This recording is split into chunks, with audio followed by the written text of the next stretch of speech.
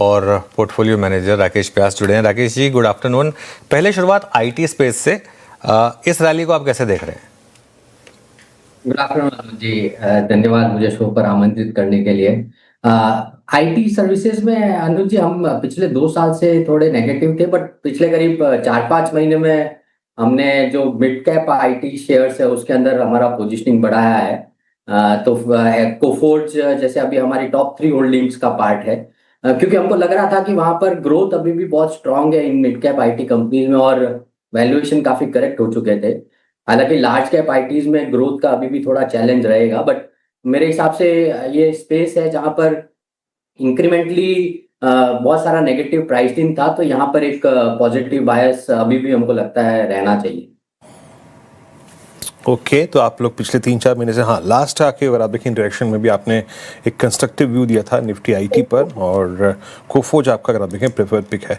इस वक्त ऑटो में बहुत स्ट्रॉन्ग मूव है और सारी की सारी लीडरशिप एक तरीके से अगर आप देखें Rakesh ji, two wheeler space में आ रखी है। और हालांकि ऐसा नहीं, पैसेंजर व्हीकल सेगमेंट में मूव अच्छे हैं, बिफोर अर्निंग्स पोस्ट अर्निंग्स अच्छे मूव आ रहे हैं, बट टू व्हीलर का मोमेंटम अलग ही है।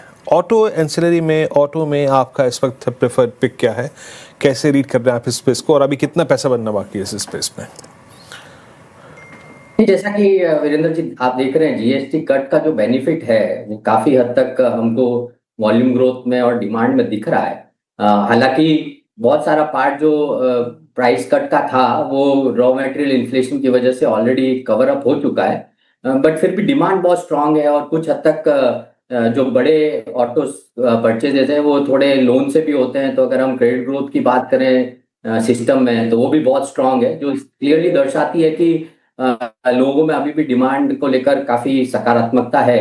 तो हमारे पास टू व्हीलर स्पेस में टीवीएस ग्रुप का स्टॉक है, और ऑटो एंसिलरी में सनसेरा इंजीनियरिंग है, और थोड़ा बहुत मुझे लगता है इवन पैसेंजर व्हीकल में वैल्यूएशंस अभी थोड़ा अट्रैक्टिव होने लगे हैं। तो वहां पर एक पॉजिटिव बायस बनता है, क्योंकि ये डिमांड मुझे लग रहा है अभी भी बहुत स्ट्रांग रहने वाली है। अगर आप टू व्हीलर की बात करें वीरेंद्र जी, तो 2019 के बाद का जो टॉप था वो अभी हमने पिछले साल ब्रीच किया है, और यहाँ से अभी भी रीजनेबल ग्रोथ दिखती है, और कुछ कंपनीज को एक्सपोर्ट में भी बड़ा फायदा मिलेगा, बिकॉज जो रुपी डॉलर में जो डेप्रिसिएशन आया है रुपए में, उसका एक पॉजिटिव बायस इन कंपनीज को डेफिनेटली मिलता है।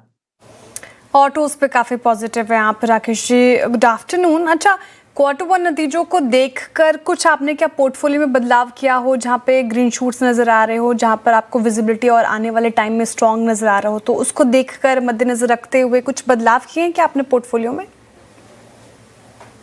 जी, एक्चुअली हमने एंटिसिपेशन में ही काफी बदलाव किए थे पोर्टफोलियो में। अगर आप देखेंगे पिछले 4-5 महीने के अंदर, जैसा मैं बता रहा था, आईटी सर्विसेज पे हम पॉजिटिव थे, तो पहले से हमारे पास ऑरेकल फाइनेंशियल सर्विसेज और परसिस्टेंट जैसे शेयर थे। हमने कोफोर्ज में एक बड़ा होल्डिंग बनाया है। सिमिलरली हम लोग काफी पॉजिटिव थे मिड कैप बैंक्स या मिड साइज बैंक्स और लार्ज एनबीएफसीज को लेकर। तो city union bank, Tata capital, इसमें हमारी ऑलरेडी बहुत होल्डिंग है। ईएमएस स्पेस में हम लोगों को काफी पॉजिटिवनेस दिखाई दे रही थी, तो हमने एवलॉन जैसे शेयर्स में पैसा लगाया है। तो हमारा पोजीशनिंग श्रेया जी उस हिसाब से थोड़ा पहले से तैयार था, और अभी जो अर्निंग्स हम देख रहे हैं वो काफी बेहतर है हमारे एक्सपेक्टेशन से इन बहुत सारे केसेस में।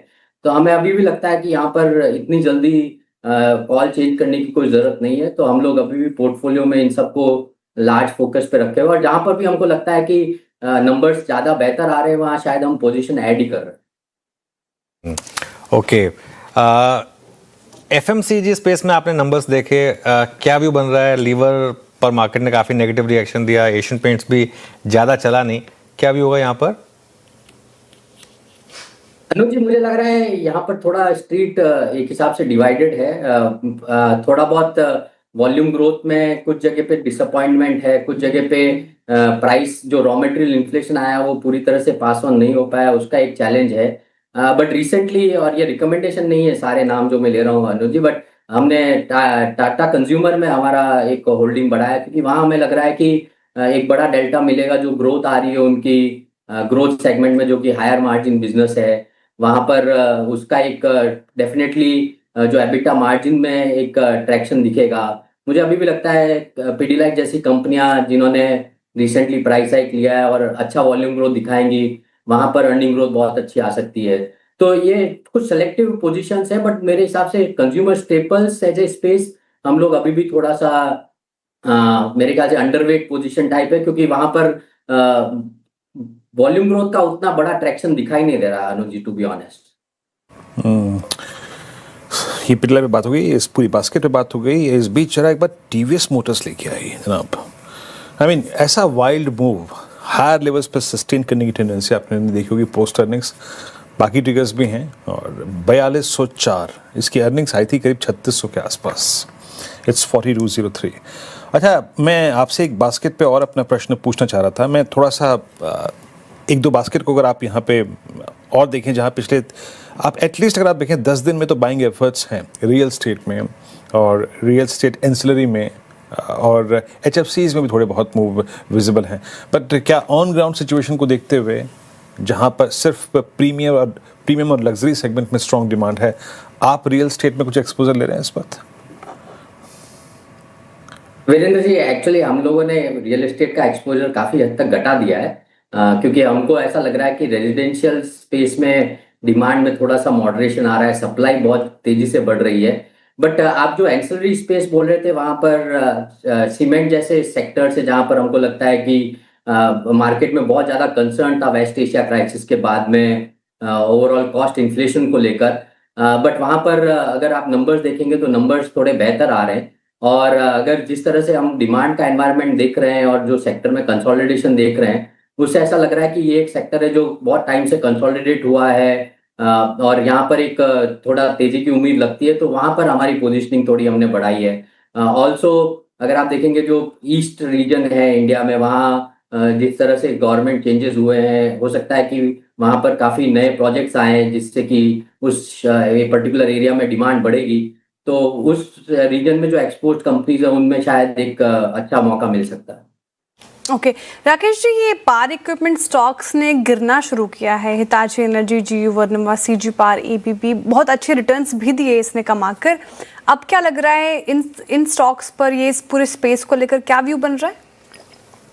शायद जी, अगर आप लास्ट लेग देखेंगे इस सारे स्टॉक्स की रैली का, तो ये सारा का सारा AI और डेटा सेंटर प्ले के अराउंड था। हालांकि हमारी जो थीसिस है कि आज भी अगर पावर T&D स्पेस में जो केपेक्स रिक्वायरमेंट है इंडिया में या ग्लोबली, वो अभी भी बहुत स्ट्रांग है, आने वाले कुछ सालों तक स्ट्रांग रहने वाली है, क्योंकि ये ओवरऑल जो इन्वेस्टमेंट आ रहे हैं इसका कुछ हद तक पावर का रिक्वायरमेंट जो है वो बहुत तेजी से बढ़ेगा। और इंडिया के अंदर तो रिन्यूएबल एनर्जी का जो ओवरऑल बास्केट इंक्रीज हो रहा है, उसके लिए इन सारी पावर T&D कंपनीज में अगले कुछ टाइम तक ऑर्डर बुक बहुत स्ट्रांग रहने वाली है।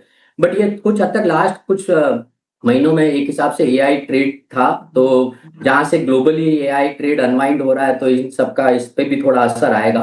बट मुझे लगता है कि अभी भी अर्निंग्स में उतना बड़ा चेंज नहीं है। मेरे हिसाब से अर्निंग्स हमारे हिसाब से जो फोरकास्टेड है उसमें एक्सपेक्टेड या बेटर ही आने वाली है, क्योंकि मार्जिन अभी भी बहुत स्ट्रांग है। जितने ऑर्डर्स इन कंपनीज ने लिए हैं या ले रही हैं, उनमें एक्चुअली मार्जिन प्रोफाइल इंप्रूव ही हो रही है। और कुछ हद तक शायद ही एक्सपोर्ट मार्केट इन कंपनीज के लिए बहुत बड़ा हो रहा है, और क्योंकि ग्लोबल डिमांड बहुत अच्छी है, तो थोड़ा पॉजिटिव बायस अभी भी हमारा है। और लकी आप जो हाईलाइट कीजिए कि रिसेंटली प्राइस करेक्शन हुआ है, बट इन स्टॉक्स ने बहुत अच्छा रिटर्न भी दिया है, तो हो सकता है यहाँ पर कोई अगर पॉजिटिव स्टांस ले तो थोड़ा पैसा बन सकता है। बहुत शुक्रिया सर, आप इस कार्यक्रम में शामिल हुए आज राकेश जी, और सभी सेक्टर्स पर अपनी राय रखी आपने। बहुत बहुत शुक्रिया।